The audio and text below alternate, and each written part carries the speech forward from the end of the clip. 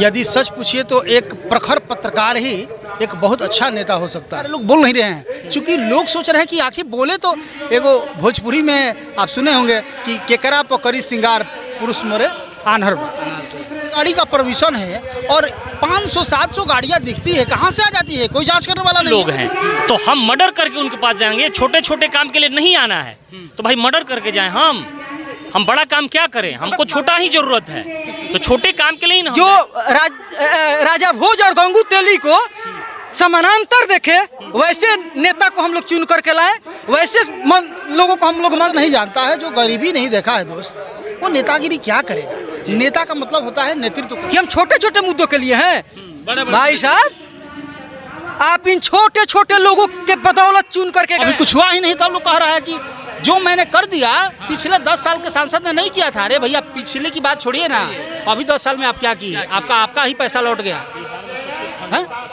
पैसा लौट गया है। अरे 18 करोड़ रुपया आया था, 95 लाख की 99 लाख खर्चा हुआ और सब पैसा तो वापस न चला गया। 18 करोड़ सांसद निधि में आया था, 95 लाख की कर्ज हो पाया। अरे हाँ भाई, सांसद बैठ कर क्या रहे हैं? हाँ ये तो यही तो कैसा हमें तो लगता ही नहीं है कि आइए आर.के. सिंह तो मतलब नेता राजनीति का उनको कुछ मालूम ही नहीं है, वो लॉ एंड ऑर्डर देख सकते हैं। नमस्कार दोस्तों, मैं अमित कुमार सिंह। हम इस वक्त मौजूद हैं आरा लोकसभा क्षेत्र में। आरा लोकसभा क्षेत्र में सभी प्रत्याशी जो है अपने अपने नॉमिनेशन कर रहे हैं।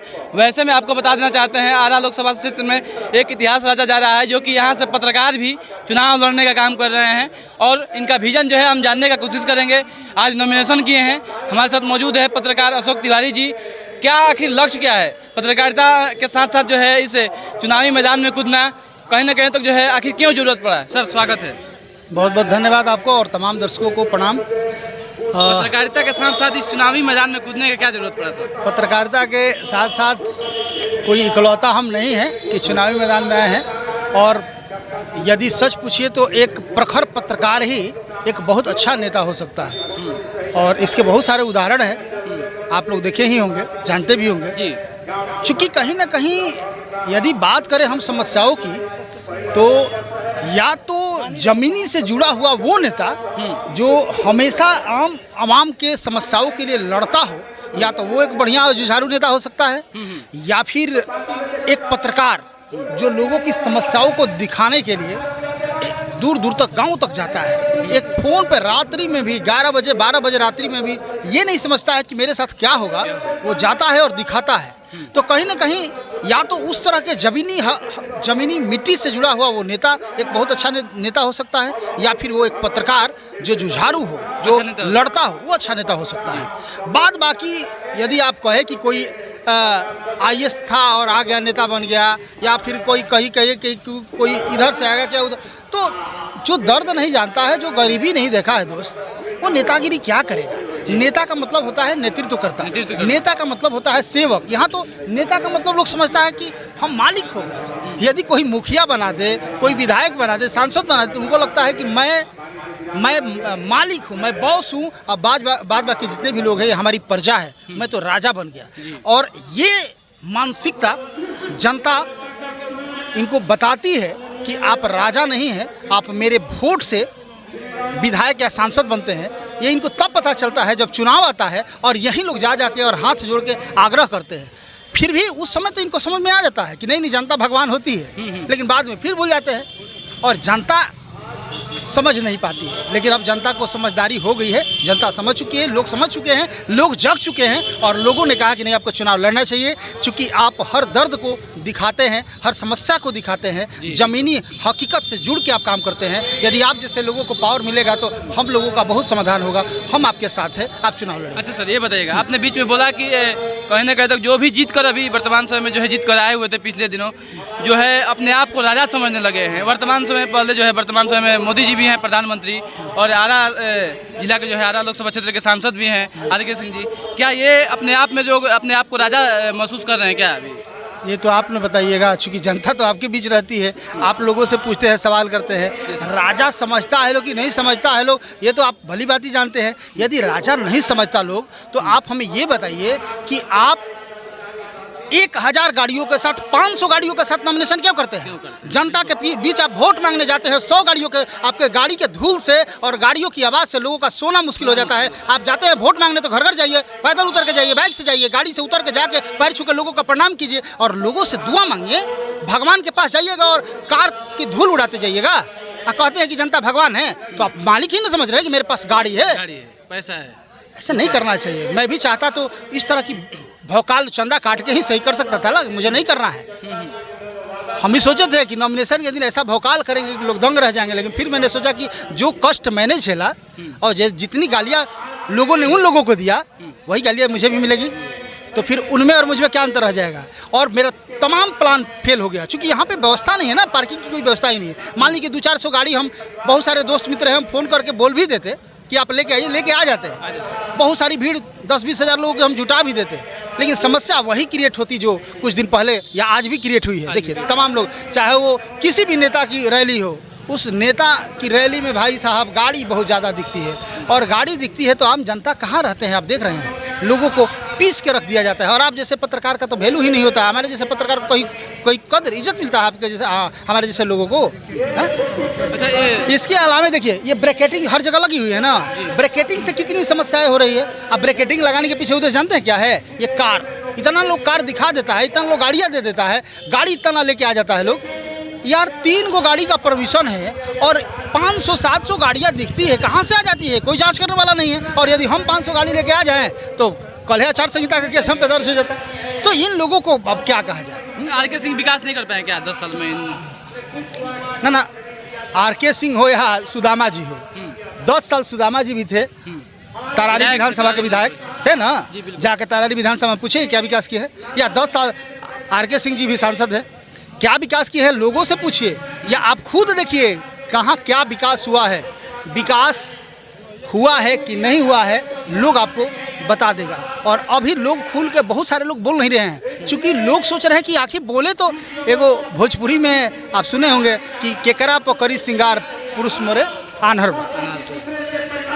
पत्नी पे और पति पे एक व्यंग्यात्मक कुछ कि जब मेरा पति ही अंधा है तो मैं सिंगार करके क्या करूँगी।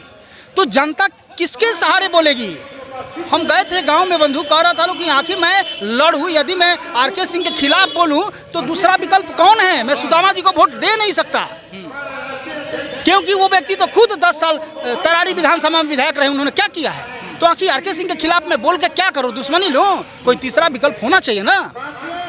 यदि हर विकल्प अशोक तिवारी जी होंगे, बिल्कुल, यदि हर गांव में एक आवाज़ गूंज रही थी कि मुझे थर्ड फ्रंट की जरूरत है, और एक पत्रकार जब थर्ड फ्रंट का रिक्त स्थान देख के भी कोई थर्ड फ्रंट जब नहीं आया, तो एक पत्रकार को लगा कि नहीं थर्ड फ्रंट बनने की ज़रूरत है।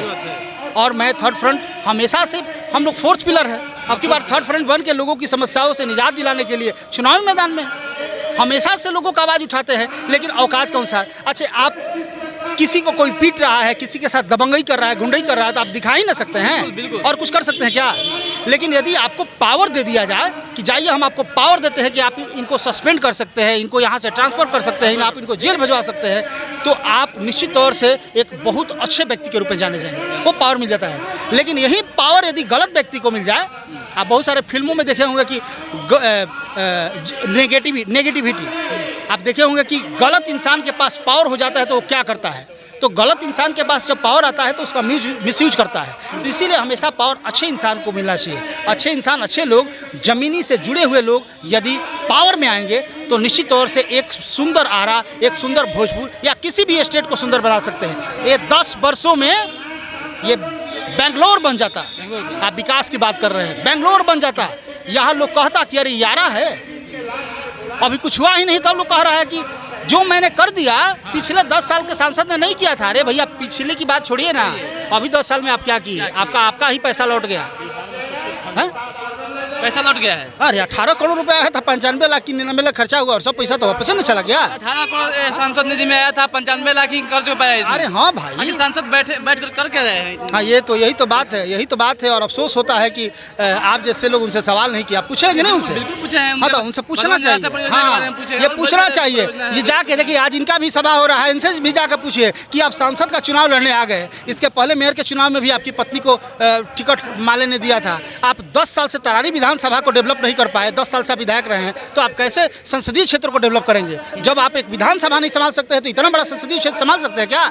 वही सवाल आपको आर के सिंह जी से करना चाहिए था कि आर के सिंह जी आप हमें ये बताइए कि 10 वर्षों में आप अपने 5 साल सांसद निधि का पैसा खर्च नहीं कर पाए तो आप क्या डेवलप करेंगे? आज भी जाम से त्रस्त है आ रहा, आज भी गांव में 70% आबादी है जहां की कुछ काम नहीं हो रहा है। हाँ आर के सिंह बहुत सारे ऐसे जो है भोजपुर जिला में रेलवे स्टेशन पर ट्रेनों को ठहराव करने का काम किए। और कहीं ना कहीं तक जो है इनके जो ऊर्जा मंत्री है, ऊर्जा रिलेटेड जितने भी इंडस्ट्री है भोजपुर जिला से बाहर लग रही है, इस पर क्या सोचिएगा आप? तो जान रहे हैं, वास्तविक पत्रकार हैं आप। बिल्कुल जान रहे हैं, सब कुछ जान के चुप लगाना है। चुप इसलिए लगाना है कि हम लोग ताकतवर नहीं है, पावरफुल नहीं है। अभी बहुत कुछ हमसे मत बुलवाइए, हमसे काम करवाइए, क्योंकि हम जब माइक उठाते हैं ना तो बोलने के लिए जाने जाते हैं, लेकिन अभी मुझे बोलना नहीं है। मैं बोलूँगा तो लोग कहेगा कि ये भी नेता बन गया। मुझे बोलना नहीं है, मुझे काम करना है। और वो समस्या हम लोग देखे हैं, वो समस्या से हम लोग जूझे हैं, वो समस्या हम रोज उस समस्या से जूझते हैं और उस समस्याओं का निदान कर रहा है। ये देखिए, ये हीराकांत ओझा है। और मैं आपको बता दूं कि हीराकांत जी पिछले बार ये इनके गांव की सड़कें आप देखिएगा, इनसे आप बात कीजिए क्या स्थिति है और किस तरह ये काफ़ी उग्र हो गए। इन्होंने कहा कि नहीं भैया आपको चुनाव लड़ना चाहिए। हम बोले कि अब चुनाव में लड़ के क्या करूं? ये देखिए हमारे मित्र हैं तारकेश्वर सिंह जी, सोनू जी हैं, ये सब लोग, हम लोग एक यूनिट बना के किसी पार्टी के खिलाफ नहीं लड़ रहे हैं। हमें ना आर के सिंह जी से दुश्मनी है और नहीं हमें सुदामा जी से दुश्मनी है, किसी पार्टी से कोई दोस्त। मुझे इस सिस्टम के खिलाफ लड़ना है और हमारी ही लड़ाई नहीं है, उन तमाम युवाओं की लड़ाई है जो देख रहे हैं और किसी तरह गूंगे और बहरेपन के शिकार है। उन तमाम लोगों को खड़ा होना चाहिए और परिवर्तन की लहर लानी चाहिए। उनको बताना चाहिए कि नेता बड़ा नहीं होता है, पार्टी बड़ी नहीं होती है। हम जिसको चाहेंगे उसको हीरो बनाएंगे और जिसको चाहेंगे जीरो बनाएंगे। अपील करेंगे, पूछे वो कष्ट इनसे पूछे कि क्या दशा हुई और इनकी स्थिति क्या है। जी मेरा नाम हुआ हीराकांत ओझा। कहाँ से? शाहपुर विधानसभा से हम हैं। क्या परेशानी है, क्या दिक्कत हो रही है? देखिए दरअसल आज जो समस्या हम लोगों के सामने सबसे बड़ी विकट समस्या ये है कि जितनी बड़ी पार्टियां हैं वो बड़े लोगों को चुनाव में लाती है। और आप ये समझ सकते हैं कि जो भी बड़े लोग होंगे वो धरातल के लोगों के जो समस्याएं हैं उनसे बहुत दूर दूर तक कोई ताल्लुक नहीं रखते हैं। अब माननीय आर के सिंह जी बताइए, आपके कितने ग्रामीण लोगों से ताल्लुकात रखते हैं? ये तो सुपौल से बोल रहे लोग आने, सुपौल से ये तो छोड़ दीजिए, ये बहुत बड़े लोग हैं। ये IAS रहे हैं, ये गृह मंत्रालय के गृह सचिव रहे हैं। अब बताइए कि इनको कहाँ ताल्लुक है गरीब लोगों से?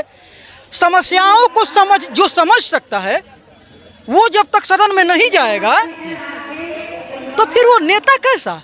हमें तो लगता ही नहीं है कि आर के सिंह तो मतलब नेता राजनीति का उनको कुछ मालूम ही नहीं है। वो लॉ एंड ऑर्डर देख सकते हैं, लॉ एंड ऑर्डर। हाँ ये हम मान सकते हैं कि उनके पास लॉ एंड ऑर्डर की जो जानकारी है वो एक अच्छे IAS हो सकते हैं, लेकिन आप एक अच्छे राजनीतिज्ञ नहीं हो सकते हैं। भैया आपने तो सोने का चम्मच लेकर के आप पैदे हुए हैं।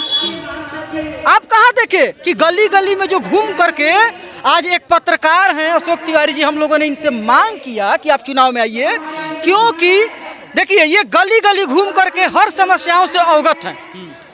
जहाँ भी कहीं आगजनी होती है, लूट होती है, थाना में अननेसेसरी लोगों की गिरफ्तारी हो जाती है, उनके खिलाफ ये दौड़ दौड़ के जाते हैं अपना खर्च करके और ये लोगों की समस्याओं से निजात दिलाते हैं। अब इन सब समस्याओं से अभी मंत्री जी को आप फोन लगाइए और बोलिए कि हमारे यहाँ आग लगा हुआ है, कोई मतलब नहीं है। हमारी गाय मर गई है, कोई मतलब नहीं है। हमारी भैंस चोरी हो गई है, कोई मतलब। अब ये गाय भैंस का चोरी देखने के लिए है? ये तो बोल भी रहे हैं कि हम छोटे छोटे मुद्दों के लिए हैं। भाई साहब आप इन छोटे छोटे लोगों के बदौलत चुन करके गए हैं। आप ये मत भूलिए कि इन छोटे लोगों के अंगूठे से दबाए हुए निशान से और EVM से आप चुन करके जा करके उस सदन में बैठते हैं और आपको ये ज्ञात ही नहीं नहीं है। आप बोलते हैं कि क्या हमको सत्यनारायण भगवान के कथा में लोग खोजेगा? अरे जनप्रतिनिधि को देखिए, इनका फंड क्यों नहीं खर्च हो पाया? आज एक हम इन्हीं के मतलब पार्टी के हैं, दिल्ली में हमारे यहाँ मनोज तिवारी जी, मृदुल जी का 95% राशि खर्च हो चुका है, क्योंकि वो कहीं ना कहीं जन सरोकार रखते होंगे, जनता में जुड़े। आपके पास जब तक तारकेश्वर जी नहीं आएंगे तब तक आपसे बोलेंगे नहीं कि हमारे यहाँ दिक्कत है। आप तो फ्लाइट मोड में रहते हैं। जी बिल्कुल सही कह रहे हैं। आपको सबसे ज्यादा फ्लाइट में रहना है, तो फ्लाइट में हम कैसे जाकर के अपना बताएंगे? हमने 2 बार इनके यहाँ योजना लेकर के जाने का काम किया, अच्छा, और हमारे दोनों पत्रों को पता नहीं किस डस्टबिन में फेंक दिया गया, अनदेखा कर दिया गया। अनदेखा किया गया। जब इनके यहाँ जब मेरी उतनी बड़ी औकात होगी, हम क्यों चुने ऐसे लोगों को भाई, जो बड़े औकात वाली की बात सुनी जाए? हमें तो ये लगता है कि जो राजा भोज और गंगू तेली को समानांतर देखे, वैसे नेता को हम लोग चुन करके लाए, वैसे लोगों को हम लोग मंत्री बनाए, सांसद बनाए, विधायक बनाए, मुखिया बनाए, जो कि जन सरोकार रखता हो। क्या कहिएगा, किस तरह से जो है अशोक तिवारी जी को आप लोग सपोर्ट कर रहे हैं? पूरे जनता जो है त्रस्त है। यहाँ जो हमारे सांसद महोदय हैं, ये जो आम जनता से जुड़े हुए हैं ही नहीं। एक आम जनता, मान ली कि हमारा कुछ कमी है, हमारे घर में कोई बीमार है, तो हम उनको वोट दिए हैं, तो हम छोटे लोग हैं, तो हम मर्डर करके उनके पास जाएंगे? छोटे छोटे काम के लिए नहीं आना है, तो भाई मर्डर करके जाएं। हम बड़ा काम क्या करें? हमको छोटा ही ज़रूरत है, तो छोटे काम के लिए ना हम जाएंगे, हमारा छोटा औकात है। तो वैसे नेता को हमको चुनना है कि जो आम सुलभ हो, जो कभी भी हम छोटी सी समस्याओं को उनके पास लेके जा सकते हैं, जो मिल सके, उनके जो इर्द गिर्द। अशोक तिवारी या क्या इन समस्याओं में खड़े उतरेंगे? अगर ये तो अभी समझ लीजिए कि ये पिछले 20 वर्षों से जनता के बीच में ही रहते हैं, और जनता का रोड पर ही रहते हैं, और जनता की आवाज़ ही उठाते हैं। अपना इनका कुछ नहीं है, बस इनके साथ ना धन कमाए हैं, ना दौलत कमाए हैं, ये सिर्फ और सिर्फ जनता को ही कमाए हैं। क्या उद्देश्य अंत में जो है संदेश क्या देंगे? जो है संदेश तो देंगे ही, लेकिन बड़ा कष्ट होता है जब हमारे भोजपुर के किसी लाल को तिरस्कार मिलता है। ये भोजपुर वीरों की भूमि है, और यहाँ हमेशा भोजपुर की धरती ने वीर पैदा किया है। अभी बताइए, आप सुपौल से आए हैं, आपके बारे में तो हमने कभी नहीं बोला कि आप सुपौल से आए हैं। हम तो ये बोलते हैं कि आप कहाँ से आए, मतलब नहीं है। कम से कम हमारे गाँव को तो देखिए, क्षेत्रीय लोग ना गाँव की समस्या को जानेगा। आप कभी हमारे क्षेत्र में गए हैं, जाने हैं? और एक हमारे गांव का है, हमारे घर का, हमारे क्षेत्र का एक बेटा पवन सिंह काराकाट में चुनाव लड़ रहा है, तो आप उसको कह रहे हैं कि पार्टी से निकलवा देंगे? उसका गुनाह है ये।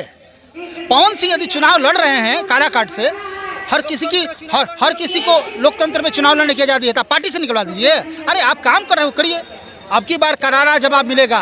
तमाम लोग समझ गए हैं, यहाँ तक कि पवन सिंह के जितने भी समर्थक हैं, पवन सिंह के जितने भी चाहने वाले, वो भी देख रहे हैं। जाके इनके गांव में देखिए, पूरी तरह से इनका बहिष्कार हो रहा है, हर जगह इनका बहिष्कार हो रहा है। और कहीं ना कहीं ये जो अलबलाहट है, इनकी बलबलाहट कहीं ना कहीं एक बहुत बड़ा परिणाम को जन्म देने वाली है।